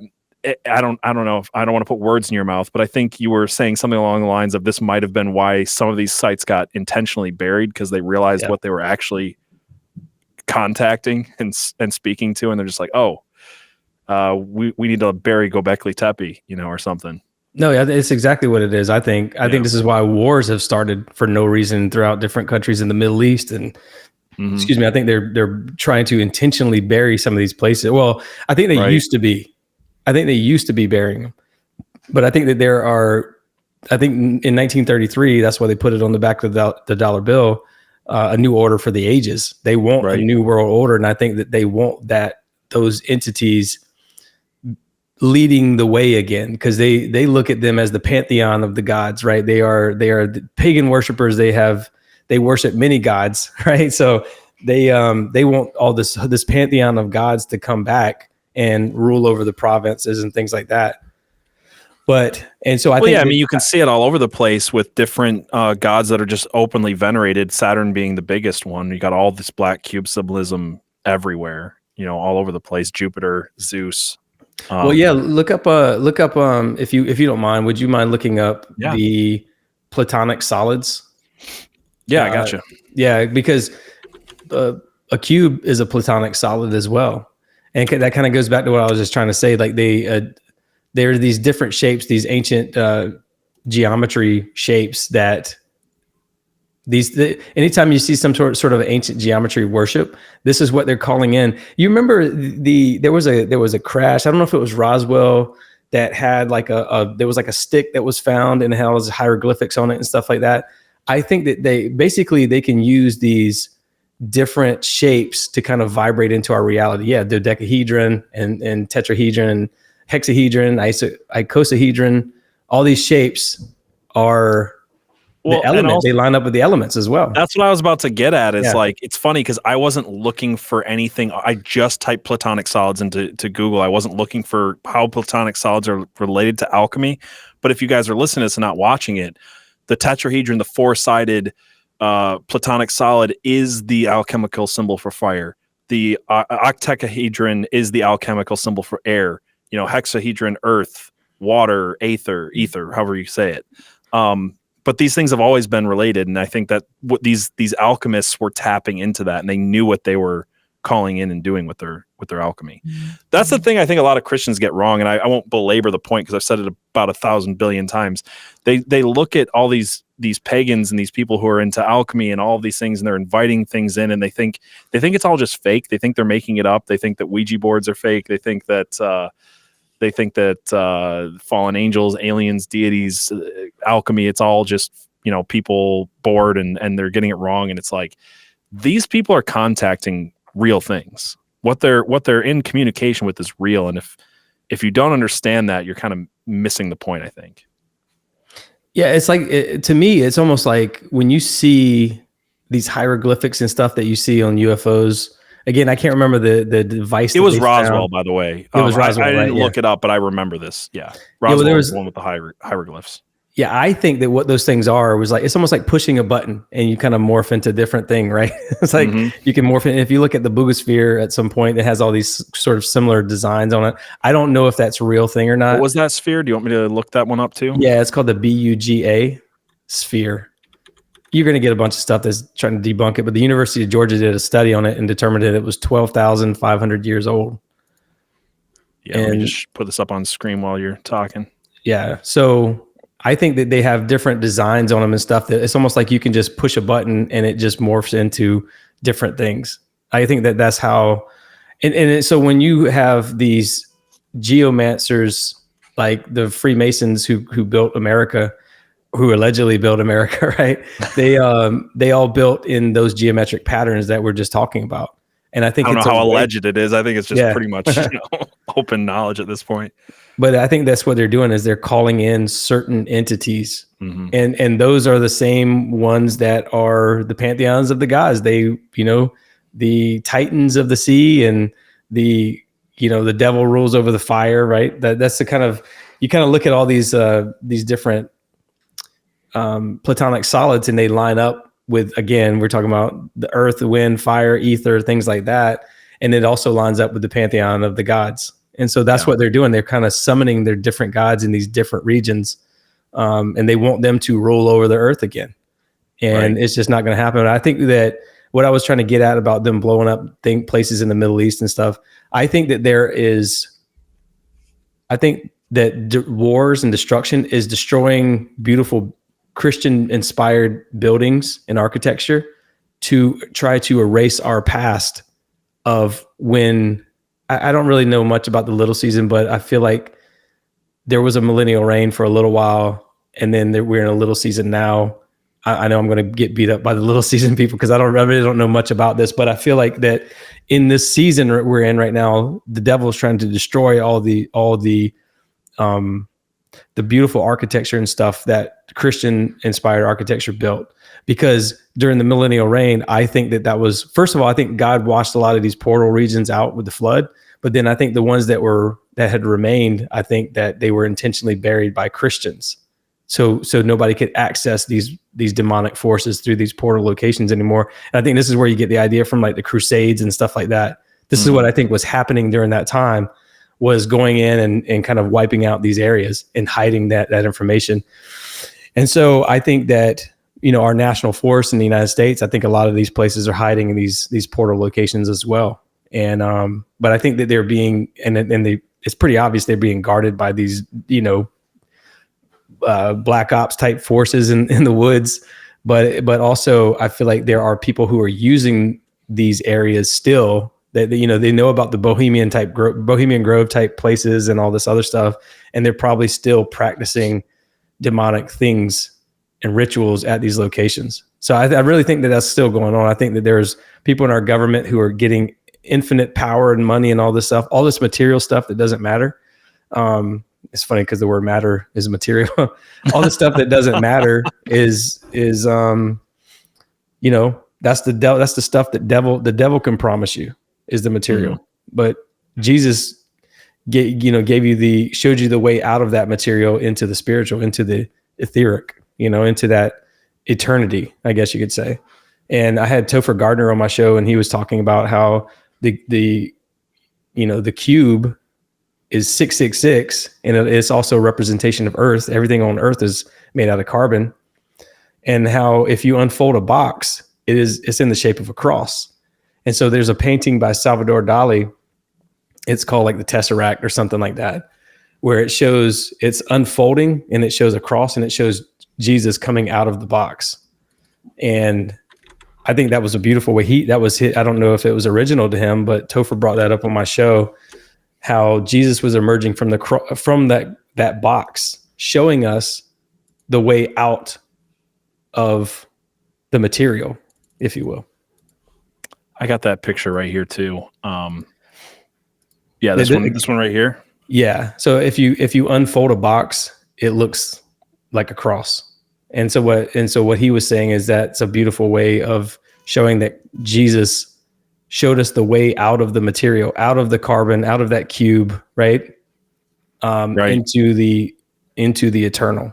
And he's also the bridge for us to access the eternal. So I think it's very important that, again, I think they're trying to hide they get us trapped into this material. We don't, it says it all throughout the Bible. Don't store up your treasures on earth, things like that. Seek first the kingdom of God. And I think that there are people who are promised stuff by the devil, material things that don't matter. And, we're constantly bombarded with that because that's what it is. It's a material world that we live in now, money and TV and fame and all this other stuff. And you just inherently know that it's demonic because that's what it is. I mean, it's pretty clear, at least to Christians. I don't know how everybody else feels about it, but I think that everybody's sort of waking up to it, which I think is a good thing. I mean, it's interesting because I feel like, yes, on one hand, it's clear to Christians, but I feel like it's moved past that, where it used to be, and I've talked about this a lot of times, but it used to be you would watch, a music video and you could look for the symbolism if you knew what you were looking for. And now you've just got Lil Nas X twerking on Satan's lap and Lady Gaga eating a rosary, and it's like Lil Uzi Vert. If you say it fast, it's like Lucifer. Oh, I didn't even think about that. Mostly because I didn't know he was a rapper till you said it. I think I've heard the name, but yeah, no, I mean, they're just, my point just being like, it's just become so overt. And in a way, it's backfiring on the enemy. And in a way, like, they've just shown their true face, and people who weren't like bought into that are going like, oh wow, this is what culture stands for. This is what Hollywood and all these people stand for. I want to be against that. I want to find, like, who's this Jesus guy that they hate so much and why? Because these people are evil. And so I think, like, I always look for a silver lining in things. And, like, to me, that's the silver lining of them kind of just showing their hand just so overtly. Because it did used to be subtle. It used to be a subtle, and now it's not, not even a little bit. Well, I think it was a last ditch effort, because I do feel like something big is coming. And I don't know what that is. I don't know that it's the end of the world or anything like that. I just feel like there's a major shift happening, like some sort of a change, and call it whatever you want to call it. But I feel like more and more people are quickly waking up. I mean, quickly, fast. I mean, even my wife and my mom and people who don't want to hear typically what I've had to say about things are like asking questions about this, that, and the other. And more people, like, I had a conversation with an 85-year-old lady at the mechanic shop the other day. She works at the desk. And we just were having a conversation about church and all this other stuff. And she was very interested in hearing about fallen angel stuff and all the stuff I was talking about, because she's not getting that from church. You know what I mean? Right. And there's nothing wrong with church. It has nothing to do with church. It's just, we're not getting the vitamins we need and the information we need to fight that spiritual battle, at some churches. Like, it's not the same at all churches, but no, I'm in agreement with you. I think like the church, quote unquote, is in like mainstream Christianity as a whole, has completely lost this. They've moved into a scientific materialism, and they've lost the fact that we used to provide these answers. We used to be the people that they look to. I was talking to Pastor Nelly on Real Conspiracies recently, and we kind of got into this whole thing about how important it is for Christians to have a coherent understanding of the supernatural, because we serve a supernatural God. We read a supernatural book, and we live in a world that is quickly again becoming apparent that the supernatural exists, and people want answers to that. So I'm in the same boat as you were a few years ago. I mean, I've been talking about this stuff for a long time, just like you, man. And it's like, you know that your friends and family and people you went to church with thought you were crazy, and they kind of told you so, and they kind of distanced themselves. And then the world starts showing what it is, and they're like, oh, wow, hold on. The world is weird. There are conspiracies. There is a supernatural. UFOs exist. And they start calling you. People, the same people who thought you were crazy, now they're calling you looking for answers. And that's why I think it's so important as Christians to have a coherent understanding of this stuff and to be able to offer answers. Because if we don't do that, people are going to go to the New Age movement. And the New Age movement has a lot of it right as far as the mechanics, and they have everything wrong as far as like the underlying belief system. And so it's really appealing to people who are recognizing the world is weirder than they thought, than the media told them it was, and their textbook told them it was, because they understand things like frequencies. They understand things like just all of this stuff. They understand that it exists, is my point. And that underlying what's underneath it is where it's all messed up. And so people are going to go there because they have answers to the questions, not even because the theology is right. And yeah, so I'll get off my soapbox, but No, I'm 100% in agreement. I just think that, people are just deficient right now with spirituality in general. I mean, we're bombarded with things in our lives every day, and we don't get to access the spiritual component of fighting back. It's like, I wish people would reawaken that light within them and start kind of pushing back against, pushing back against this stuff. And I do think it's happening. We saw it after 2020. Everybody started kind of like, whoa, something's going on. And then that kind of was the driving force for a lot of things. And people started quitting their jobs. They started doing homeschooling more. They started doing things that were going against what they were taught to naturally and normally believe. And so you got an uprising of that going on. Information seekers, truth seekers. And I think that it's weird, man, because I'll get messages from people all the time that say, thank you, help me find Jesus. You help me find God and all this other. And that is a weird position to be in, because I'm definitely not the guy to do that, but I'm happy to do that. Right. It's the Great Commission that Christ wanted. He wanted everybody to make believers he wanted us to go out and spread the message of him. And so I'm happy to do that, but I do feel like it's like, I'm definitely not the guy for that. I'm not perfect in any way. But I am happy again that I'm at least putting information out there that is leading people to Christ. I have people on my show all the time who I disagree with a lot. I let them talk. And so when they come on my show, people will listen and they might think that, oh, he's promoting this kind of stuff, but I actually don't. I actually feel like I'm getting through to some of these people, right? Like, cause I'll have conversations with them after we finish recording, and I can see like little light bulbs going off, and they're like, oh, wait a minute. What if I am talking to demonic entities, that kind of stuff? Like I'm literally speaking to them directly, because if they're the ones who think that they're like, there's a guy who talks about portals and stuff like that a lot. And, I said that to him. I said, how do you know they're, he said, he just gets a feeling. I go, I get it.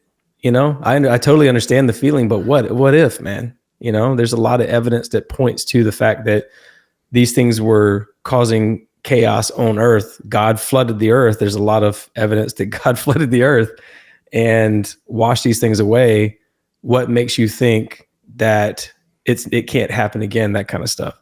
And so I'm glad to take the message directly to people who aren't believers of Christ. And I'll use words sometimes like Christ consciousness, and they're kind of like new age terms, but I really feel like in a lot of ways that we're saying the same thing.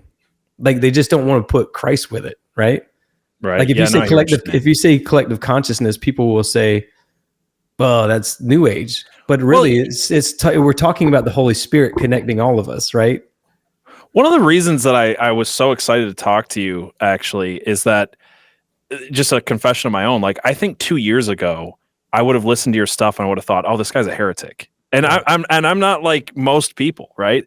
I was just like, oh man, he's talking about all these concepts. They're really new agey. And I think one of the things that I've been learning a lot lately is not that concepts like energy and vibrations and consciousness and even the Akashic records and things like that.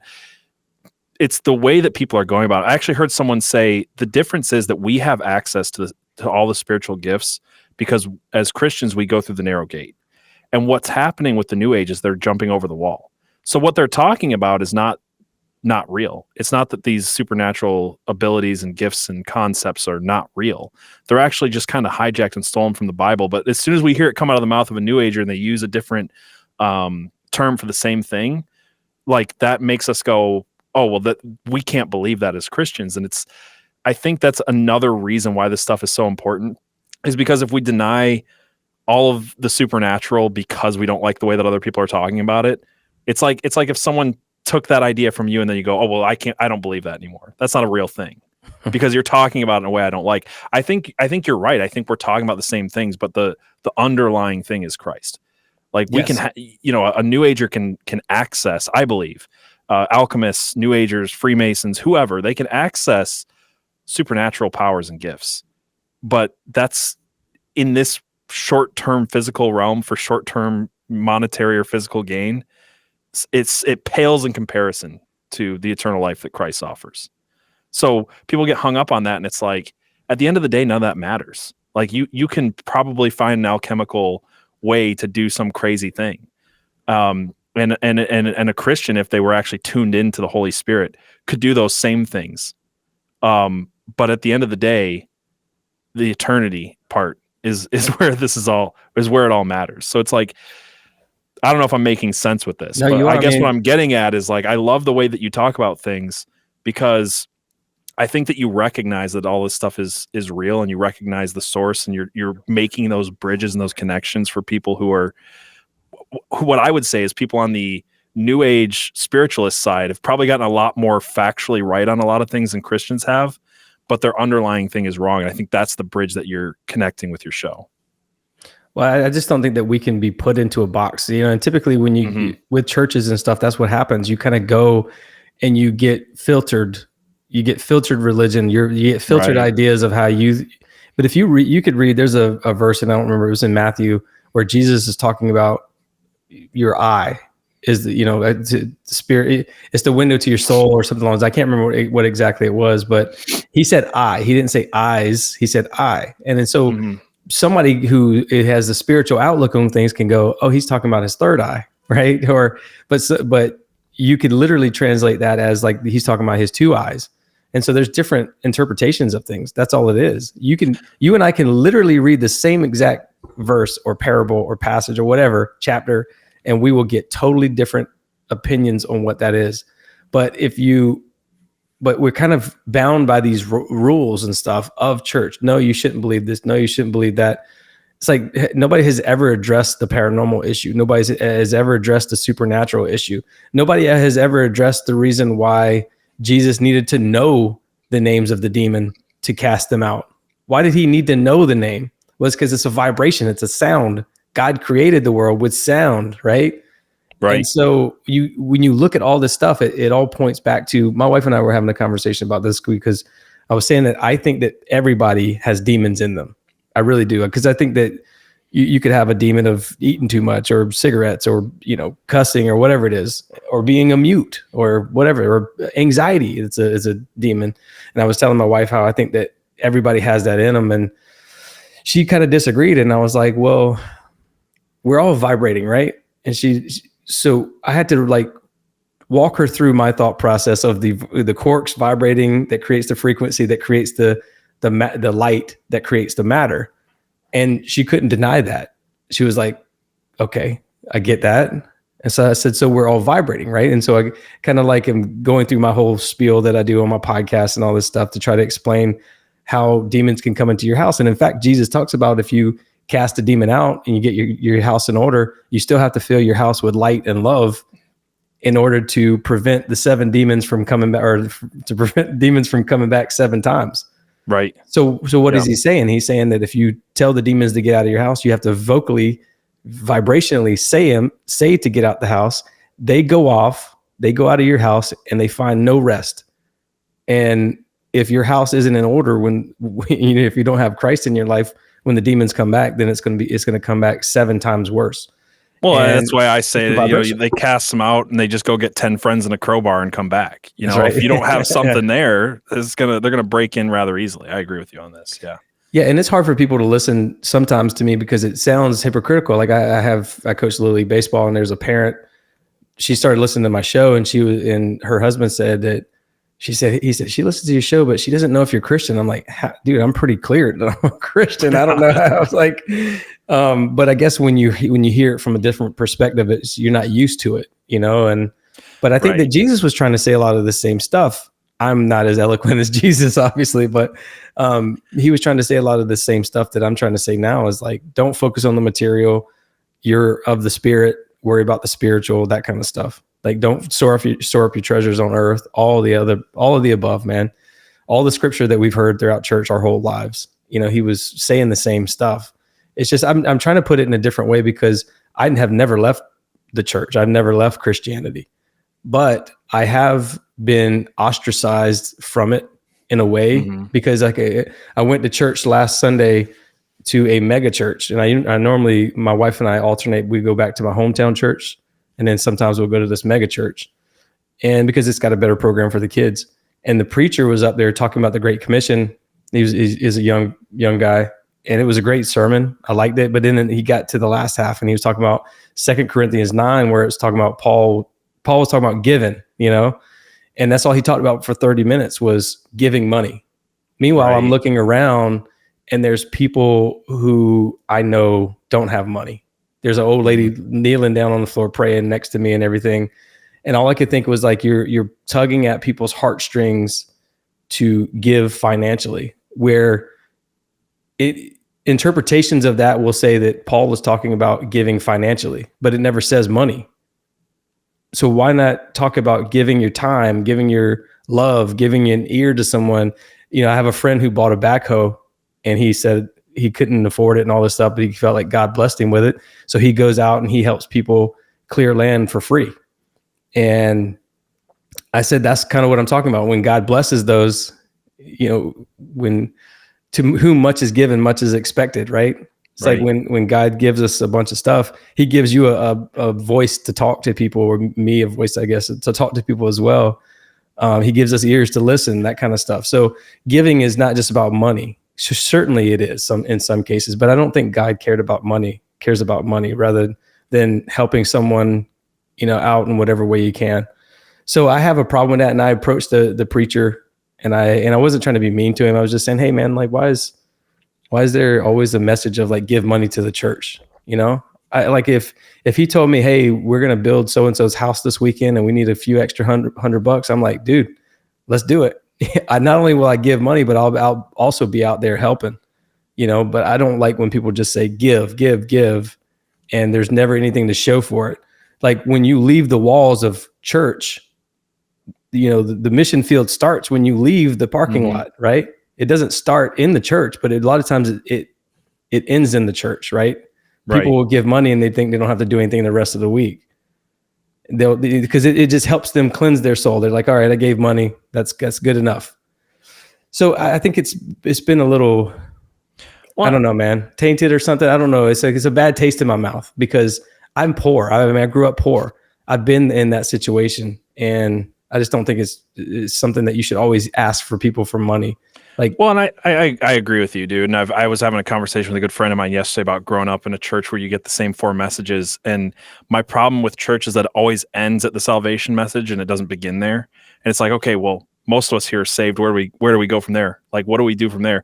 It always just kind of leads up to that.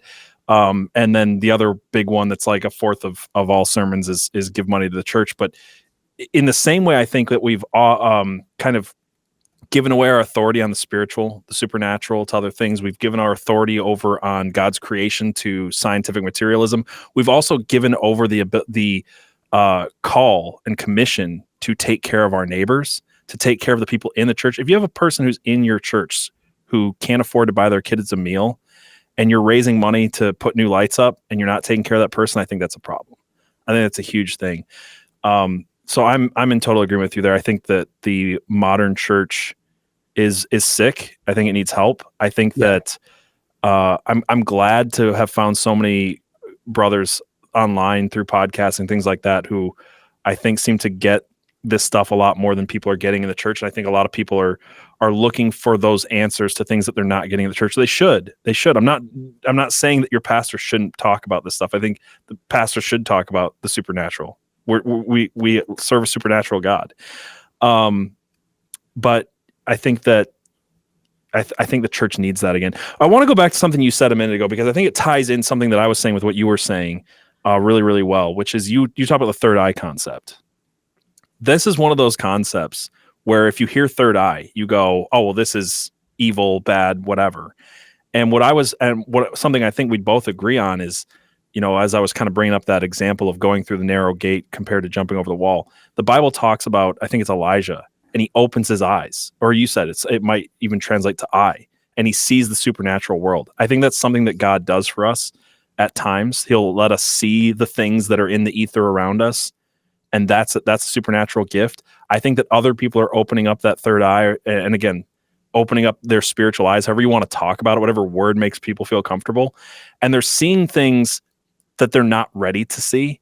And I think that's what psychedelics often is. It's not like, I think that actually does thin that barrier and lets people see things.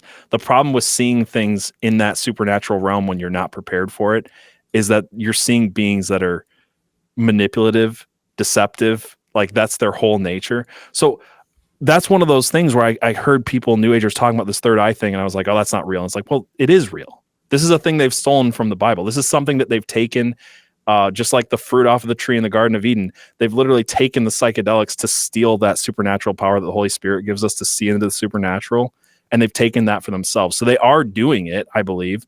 I just don't think that they're prepared for what they're seeing on the other side, and you see how it destroys people's lives when they come into contact with the clockwork elves and all these things that I think are real. Yeah, so that's kind of my opinion on that stuff when it comes to I got the New Age concepts and Christian concepts. I got the scripture. I got the chapter right. I just or the book right. It was Matthew, and Jesus says in Matthew 6:22 through 23, he says the eye is the lamp of the body, and then he says if your eyes are healthy, your whole body will be full of light. But if your eyes are unhealthy, your whole body will be full of darkness.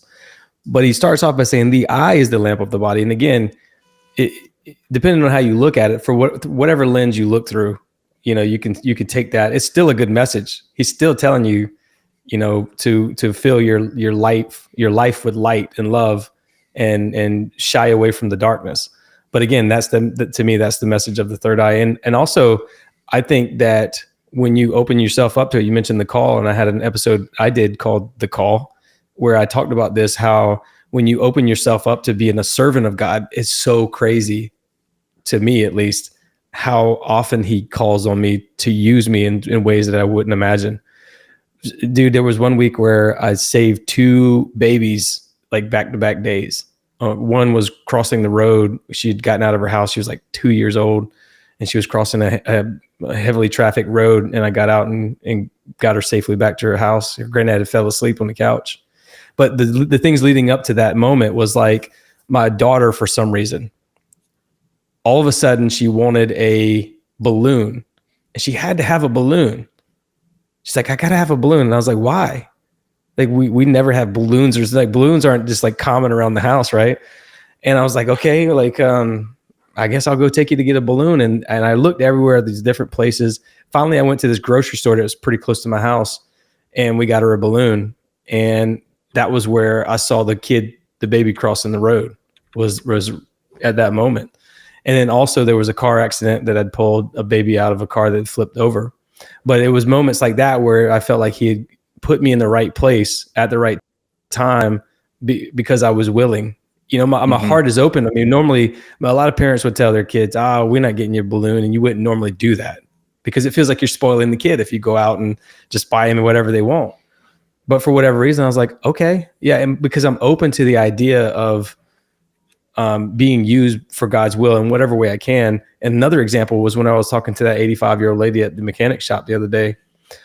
She asked me, she said, would you mind coming to speak at the men's night at our church? It's a small church, but there's still a lot of old people there. Not a lot of young people come there. And as she was telling me that, man, like naturally, you don't really have a desire to do that. Like, you're like, all right, this is, I don't really want to do this. As she was saying that, I was like, no, I don't. First thought was like, yeah, that'll never happen. But then my whole body just started vibrating from head to toe. Mm-hmm. It wasn't like a chill. It was like pretty clear that you need to do this. Like, I was like, okay. And I told her, I was like, okay, yeah, here's my number and call me. And now I'm going to go speak at her church at men's night. And the same thing with a couple hours later, I got an email from a guy. And as I'm reading the email, it was about something related to the 33rd parallel. I got a heavy dose of like vibration through my body that was telling me to pull at that thread, pretty much, to follow up with this guy and talk to him about this. And so again, I don't know what to make of any of this other than like, I'm willing to be used for his will. And so he's using me for his will, right? To do good for others and to help others out and to help. And this one thing with the 33rd parallel stuff, it's like, it was a former sheriff, and it had to do with a lot of deaths. And so for me, maybe it was like, it's kind of weird to say, but it's like, maybe I'm going to be involved in helping figure something out and give closure to somebody for something, right? So it's interesting, man. And she's a good example. My grandma was a good example. They did the same thing. They always listened to God and just they'll do whatever, and they did whatever he calls them to do. My mom, I just called her that same day, was telling her about both of those accounts of the vibration through my body, and she was up there cleaning the church, and she just said she had a feeling that she had to stop by the church and clean the church. And so I think that's what it means to give, right? It's to right. to be there, to listen to God and be used for his will and help others in the moments that need to be helped. You said it a little bit ago that you're like, I don't understand how I'm doing this podcast talking about, plasma and UFOs and 33rd parallel. And people are saying they found Christ through this. And I've had similar messages over the years. And I think what you're talking about there is that similar thing. It's being open to God. And I think it's too easy for us to take that credit for ourselves. But if you look at it, and you even said it, you're like, this doesn't even make sense. I'm doing a silly conspiracy podcast, and it's like, that's how I felt at times. And that's because what you're talking about is that vibrational frequency where God is speaking to you and you feel it, and you know it, and then you obey. That's all it takes is obedience. It's nothing that you've done. It's nothing that I've done. We're a bunch of silly dudes talking about a bunch of silly things. And I'm not making fun of, we talk about important stuff. I'm not saying that, but like at the end of the day, it actually doesn't make any sense. It makes literally zero sense that someone would listen to me talk about satanic sex magic. Like I've done, I've done episodes on Aleister Crowley or talk about, Foo Fighters in World War II or whatever. I do movie stuff. I do a lot of movie stuff. It makes no sense. You listen to me going on and on about crazy stuff and say, for some reason I found God listening to your stuff. But that's because you're open to God using you. That credit goes to God. And I think, that's what we're called to do, man. It not for it to make sense. Nothing my life has ever been has made any sense. I don't know why I do half the stuff that I do. I don't know why I podcast sometimes. I don't know why sometimes I feel like I'm supposed to talk about a certain subject. But when I go into those things, when I hit on the right subject, I've felt the Holy Spirit moving in the middle of a podcast, in the middle of my research, driving down the road and going, for whatever reason, I need to call this person and talk to this person. There's an episode I'm going to do soon. I won't say what it is, but I felt for 3 days. I prayed for 3 days about doing this episode. And this was at a point where, and I'm pretty new getting back into podcasting. I really wasn't sure I wanted to get back into this at all. It was really, really tough decision for me. And I prayed about it and I prayed about it and I prayed about it. And then that person called me. And when I talked to them, they said exactly what I've been thinking for 3 days. And I knew that I needed, and I felt that vibrational frequency come over. I just felt it body. again. I just felt, dude, it freaked me out, dude. It freaked me out. And I haven't recorded that episode yet, but I know that that's something that the Holy Spirit's like, you need to do this. It doesn't make sense. It's a silly thing. The topic seems stupid, but I know that it'll be important. Just like with Paul Stobbs. I mean, I almost didn't interview Paul Stobbs years ago because I was like, this sounds so silly. And I've become really good friends with the guy. He's changed my life. He's done a lot of really good stuff. So sometimes you could literally be like, see a meme on the internet about Nephilim and clowns and then create a ministry out of it. That doesn't make sense. That's the Holy Spirit, dude. So. It's 100% true, man. Like, how do we get here? How do we get here to where, dude, I'm telling you, it makes no sense to me. Every episode I put out, I'm like, this is hot garbage. There's no way people will like this.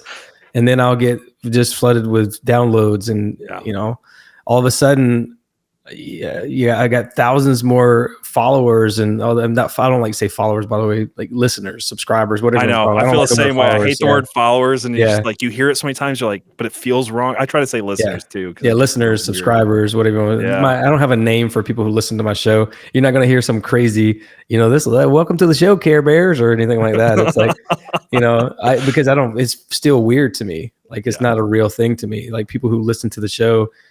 No offense to people who listen to the show. I'm glad you do. I just feel it's not a real thing to me, if that makes any sense. I get it. Yeah. I'm just out there talking. And if it helps people, man, that's great. I'm trying to be real about stuff. Sometimes, man, you try to be authentic. You try to be real about everything you're talking about. And it also feels phony too, because you know how you really are, right? You know that you really, your thoughts, you're not a perfect guy, but you're out here talking about things listening to Jesus and following the Holy Spirit and things like that. And you sound almost like, I don't know. It doesn't sound like me, I guess. I grew up different, man. I grew up cussing and drinking and smoking and fighting and doing all these other things. And then I'm out here talking on shows, and it just blows my mind. My mom and I were just talking about this the other day. She said, how come you don't ever talk about the podcast to people from our town and stuff? And I said, because I feel like they know me, like it's weird for people who know me to listen to the show, because they're going to be like, oh, I know that guy. He used to fight and smoke and drink and all this other stuff. It's impossible, dude. It's impossible. And it doesn't matter how good your podcast is. It doesn't matter what your accomplishments are. The people you grew up with, they're going to look at you and be like, oh, that's stupid. That's silly. So I was talking to my sister about that earlier today. I'm like, it's easier for me to get a random person on the internet to watch my podcast than my friends growing up, or my cousins, or my family. And it's just the way it is. I got people who listen to me in secret. They don't tell me, and it'll come out one day. They'll call me and like, hey man, I just want to let you know I was really listening to your podcast. Yep. So, but it's good, man. It's like, at least they're getting it, dude. And what's funny is I'll talk about on my show, I'll talk about things that I would probably not talk about to people close to me and my family. So it's like, I'm a open book about stuff, dude, on my show. And I try to, I guess that's just the only way to be. You know who's really good at that? It's like Theo Vaughn. I wish I could be like Theo Vaughn. I feel like he is like just genuinely just opening himself up and just letting everything flow out of him. I just wish I could be a little bit better at doing that. I feel like I am kind of guarded sometimes, because if you're doing if you're hosting a show or whatever the case is, you feel like it's like you have to be a certain way. You have to ask a certain question and all this stuff. But it's just a conversation, and it just so happens that thousands of people are listening to the conversation or whatever the case is. But I'm happy to do this, man. It's fun to me. I enjoy it. I'm meeting great people like you and Paul and everybody else. And it's funny because you can still get good messages from guys who are just, the opposite of you in a lot of ways, like Nephilim Death Squad, those kind of guys. You can still get good messages from those guys. It's funny and it's jokey and they say a lot of crazy things, but you still get the message of Christ. And I think that's an important part of it that people kind of overlook, that even when you're talking about conspiracies in movies, you can still find God in those. Because the ultimate conspiracy for me is taking us off our path to God. They've disconnected us. They've disconnected us from source, and they don't want us to get connected back to source, back to God. And by the way, when I say source, I try to use that language for people who maybe they speak that language. I say God. If they say source, that's fine. Source light. I mean, dude, I don't think speaking Christianese helps people who don't understand Christianese anyway. I totally know what you mean. I agree with you, dude. Talking about Nephilim Death Squad real quick. Those guys are about as about as polar opposite personality wise as I am. And I still had a great time going on their show and talking to them. Yeah. I go down to the Bohemian Grove and they say some wild stuff, but I'm like, man, there's love in the air. There's people who care about each other. There's people who we're having the difficult conversations. Doc Brown from Prometheus Lens is talking about how Esau looked like Bigfoot, or Esau was a Bigfoot, right? It's like, those are the conversations you're not going to get in like church. One of the most silly, and I own his book, and I like Doc Brown. He's a great guy. But it's one of those silly book titles that you're just like, what is this? And then it's like, this guy's out there and he's changing lives. He's talking about Christ. He's it's stuff like that. I think we have to stop worrying about being silly and being made fun of. And I think that's why we're in some degree able to do this, because most Christians, they got that, don't talk about this, don't talk about UFOs, don't talk about Bigfoot. You're going to sound silly. And we just kind of like didn't take the hint and then just went and did it anyway. And I think that you kind of have to be able to open yourself up to being silly in order to follow God in any capacity. You have to let go of your own ego a little bit, a lot of it, but yeah. And that gets into that again. That gets into that. That's what New Age kind of people will say. Oh, let go of the ego and the ego death and all this other stuff. Mm-hmm. But again, we're all talking about the same thing. So, and to use different scientific knowledge or terminology for things, you can say that the quantum field is the same as the collective consciousness, is the same as Christ consciousness, is the same as the Holy Spirit. But they're just calling it different things, and I think that that's important. I mean, science doesn't have answers for any of this stuff. They get to that question of matter versus antimatter, and they're like, "What the heck happened to antimatter? Where did it go? It just vanished." Well, I mean, let's talk about two things that sound totally opposite when you bring up science. You have the Big Bang, right? And you have God speaking creation into existence. It's like they come to this thing where like all of a sudden matter exploded out of somewhere.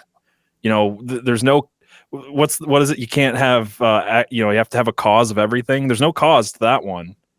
We just know the cause. That's the difference. It's the same language. Well, they took it. There's different language, but same concept. You know, matter came out of nothing into everything. For 5,000 years, they talked about the ether, and they talked about the spiritual, the metaphysical. Right. That was physics.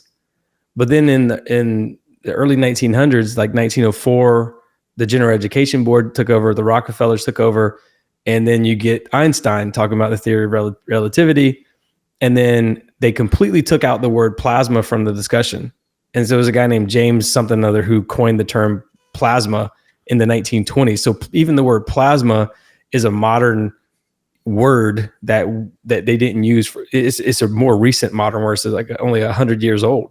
What word did they use before? You say they used ether before that? Ether, yeah, that's what they called it. Yeah. Want to make sure. So, yeah, and that's the fifth element. Ether is the fifth element. You just showed it on the platonic solids, right? That's what it is. And so when you remove all that stuff, it's just like taking a piece of the puzzle out of a 1,000-piece puzzle, and then you're like, what is going on? I can't find this one piece, or you got mix it up. Everything's mixed up. They always take out one important aspect, and they have you chasing your tail in a circle. And there's tons of people who've proven this stuff. I mean, there was a guy named Bruce Cathy out of New Zealand who was really into studying UFOs and all this other stuff. And he could see that the UFOs were on a straight line. Like he was documenting these different UFOs around New Zealand, and he could clearly see that they were on a straight line if you looked at a nautical map. Mm-hmm. But he couldn't figure out, the math wasn't adding up. So he spent 50 years creating and trying different math systems. And what he essentially discovered was that if you plug in nautical miles, it all clicks perfectly. And you can see it, this grid opens up. But again, they took that out of the equation. They took nautical miles out of the equation. And it's the same with like time. Our biological clocks are like 27 hours in a day. Mm-hmm. But we only have 24 hours in a day. So something's off there. They took something out of the equation to have us chasing our tails. So if you were a scientist and you were studying all this stuff and you really wanted to find the answers to all this, what they teach you is they're giving you all the stuff except for that one piece of the puzzle. And so they're going to spend decades, 100 years, whatever it is, chasing their tails, trying to figure this stuff out. And it's not until you get a guy like Winston Bostick, who's just randomly doing some experiment in a lab on plasma and magnetic fields, that he comes across this again and goes, oh, wait a minute, what is this? And again, the government scoops him up, and then you never hear from him again for 50 years until he dies. Right. Yeah. So that's what happens, man. And they will continue to keep it a secret. And I just hope that people will open their minds to stuff. And I think once you start kind of unpacking some of this stuff, even just a couple of things that I've said today, that you look down just the antimatter versus the matter, that should get you to understand that that conversation alone is what butts us up, the material up to the ethereal. Because that is the very beginning of, like, this is what they say is the Big Bang Theory, right? This is where the Big Bang Theory comes from, is the antimatter versus the matter. But basically they all agree, like, we don't know what happened, why matter continued on and antimatter didn't. But again, that goes beyond physics. That goes into the metaphysics. And nobody's having discussions of metaphysics anymore, because anytime you do, you're a crazy person, you're a loon, mm-hmm. You're whatever the case is. They defund you. They put stuff all over the media about you, and they take your stuff off the internet, off of YouTube and all this other stuff.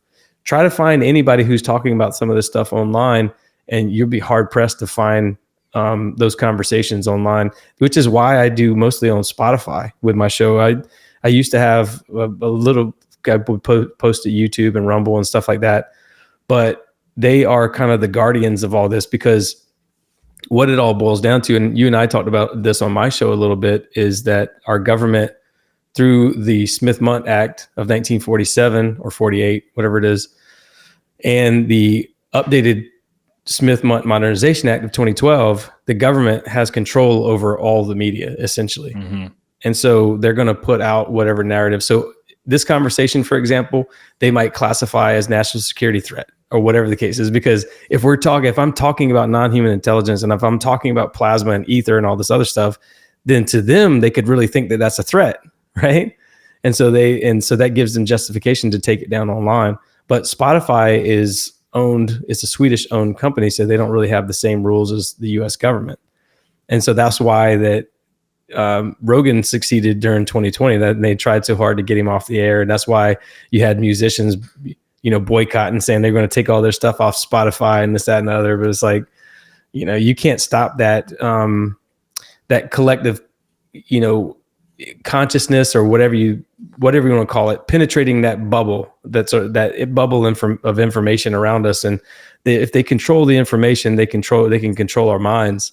And so that's why they kind of shut people up. That's why they pay people off, all this other stuff. So I'm happy being relegated to the shadows. I'm happy being on Spotify only. I'm happy, doing what I'm doing, because I think it's still getting the message out there to somebody in some way. And if I could touch one person and they can touch another person and another person, that light will spread pretty quickly. So I'm not worried about being shadow banned and all that stuff, because I know God's light will shine through. It'll put the flashlight on all the cockroaches, if you will. So I'm not worried about it either. And for a very similar reason, like we were talking about earlier, it's like, if my message is supposed to get to someone, I just have faith that God will get it to them.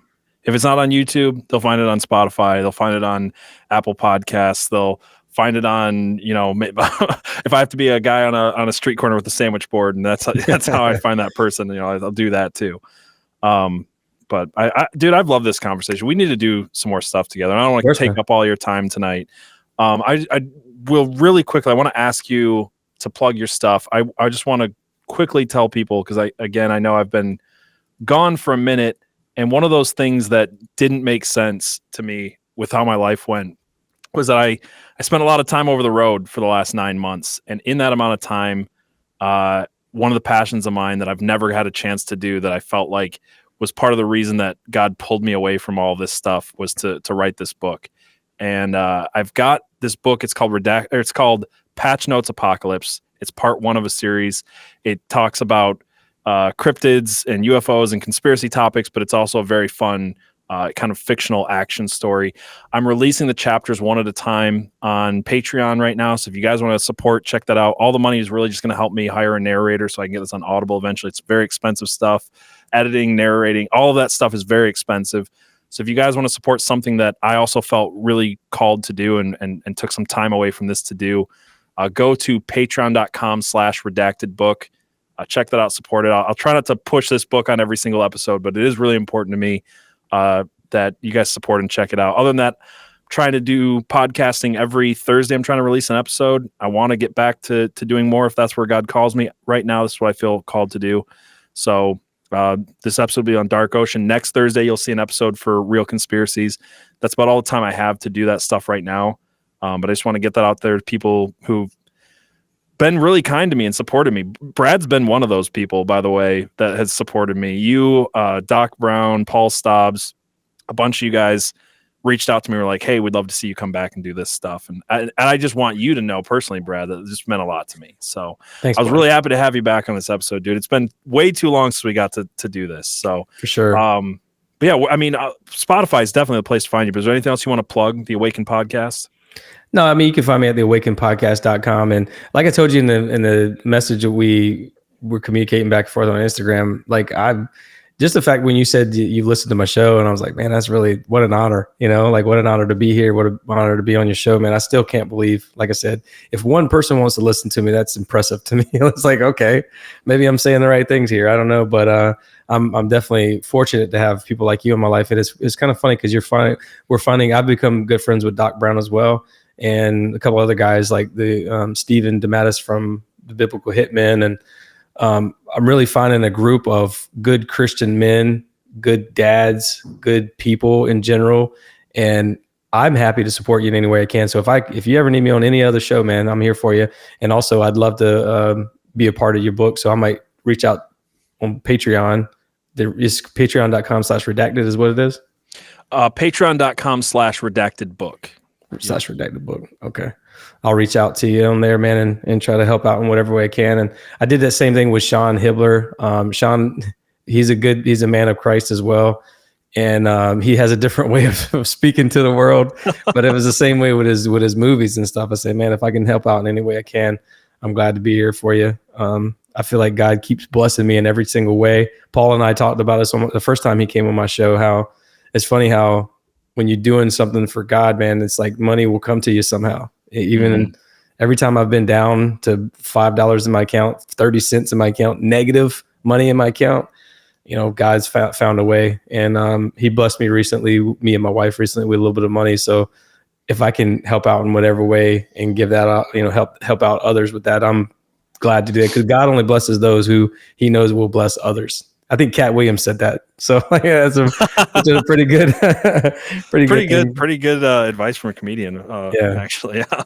But I also want to tell you, I also want to say too, I know my face is red. I coach Little League baseball. I was out at the football field all morning. It was super hot here. I swear it was like 105 degrees. So for people watching the show, I know my face is red. So don't think I got high blood pressure or anything like that. I don't. I'm good to go. I just, like I said, I get out and my face kind of breaks out in hives when I get out in the sun. If I cut grass too long, that kind of stuff. So I know people are going to be like, what's his face all red? Because that happened to me on Tony Merkel's show, The Confessionals. And I got a bunch of, I was like, I'm not dying or anything, I promise you.